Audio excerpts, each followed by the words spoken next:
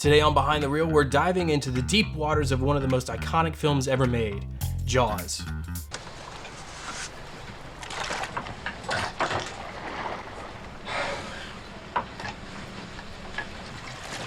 Slow ahead. I can go slow ahead. Come on down and chum some of this shit.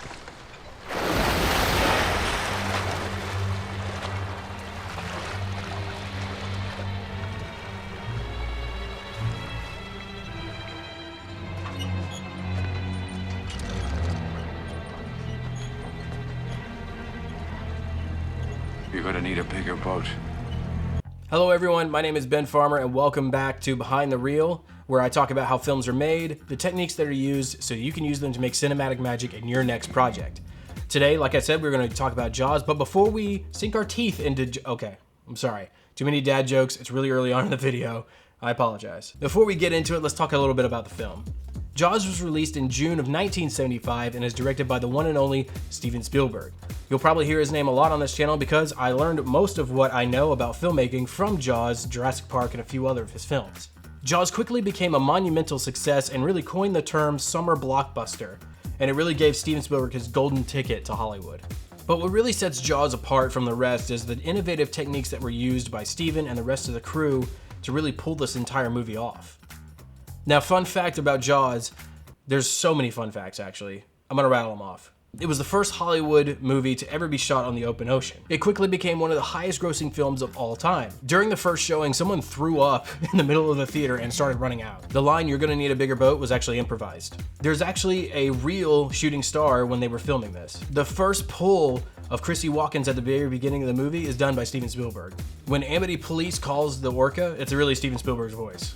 The original writer of the book Jaws was actually in the film as the reporter on the beach. Because of Jaws, Spielberg never comes to the last day of shooting. Okay, I think that's enough facts. So if you don't know how Jaws was made, it was actually really over budget and it took so much longer to film than expected because the water, the changing tides, the shark actually not working. So let's talk a little bit about this and how they overcame some of these challenges. Jaws was designed by Joe Alves, I think that's how you pronounce his name. They tested it in the backlot of Universal in the regular freshwater tank and it worked perfectly. Now everything changed when the Fire Nation attacked. Wrong video, sorry. Everything changed when they put it in the salt water at Martha's Vineyard where they filmed and the shark just didn't work. The salt water really messed with the internal mechanics of the shark, and in most of the behind the scenes you could just see the shark just not working. It would just bob up and down or completely sink to the bottom of the ocean. Steven Spielberg and his cinematographer Bill Butler really had to come up with something better to show the shark or even not to show the shark. And in order to do that, they did the POV shots that we see in the movie, which ended up being more terrifying than actually seeing the shark. It's my personal opinion that Steven got this from Alfred Hitchcock, whether it was direct or from watching some of his films, and we know he used to sneak on the set because he got kicked off one at Hitchcock's set. Alfred Hitchcock loves to show the audience things that the characters don't know about, so it instills fear in us for the characters.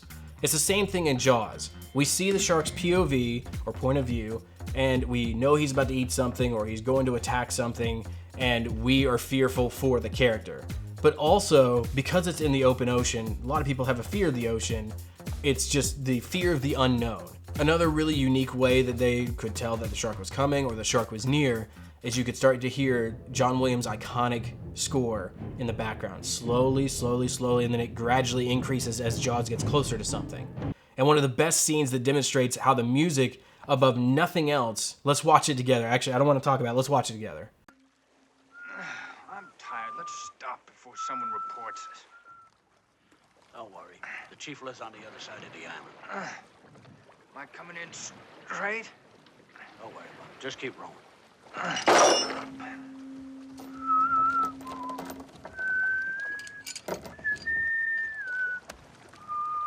We better catch something. This is my wife's holiday roast. Don't worry about it. $3,000 buys an awful lot of roast. As you can see, there's no music at this time. We're just hearing the foley of everything happening. Come and get it! Tide's taking it right out. Can't we go home? All right, we're gonna skip through this part.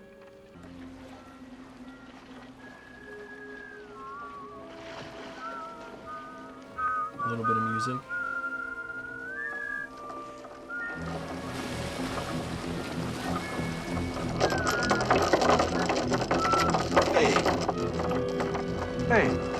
Hey, he's taking it. He's taking it. He's taking it. Hey, hey, go, go, go, go, go, go.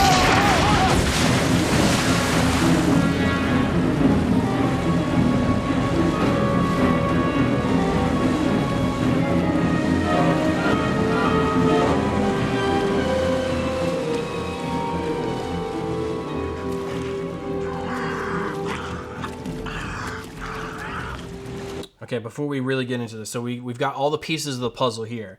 We have somebody in the water, we know there's a shark, and now he's swimming back to the pier.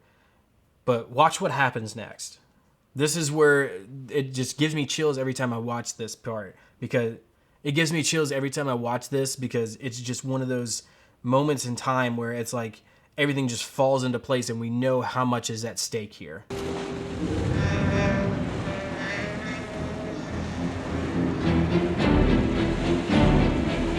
Take my word for it. Don't look back. Swim, Charlie. Swim. Come on, Charlie. Swim. Swim, Charlie. Come on. To me, boy. Come on. Come on, Charlie. Swim. To me. Come on, Charlie. Keep swimming. Keep swimming, Charlie. Come on. A little more, Charlie. That'll boy. To me, Charlie. That'll boy. Come on, Charlie. Get up.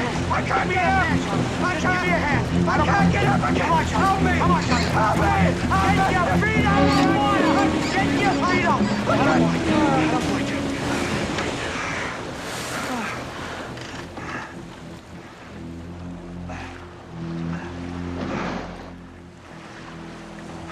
We go home now. So that's just the perfect example of brilliant both cinematography, tension building, and music all working together as one. It really shows how something that can't be seen can be really terrifying. All of that to say that you have to find solutions to your problems, and sometimes those solutions are even more terrifying or work better than your original idea. So the takeaway here is, if you have a problem on your next project, or if you have something that's getting in the way of your creativity, take a step back, look at it from a new angle, and see if there's a creative solution that you can find, just like Spielberg did for Jaws. If you're an aspiring filmmaker, Jaws is one of those films that's like film school in a box.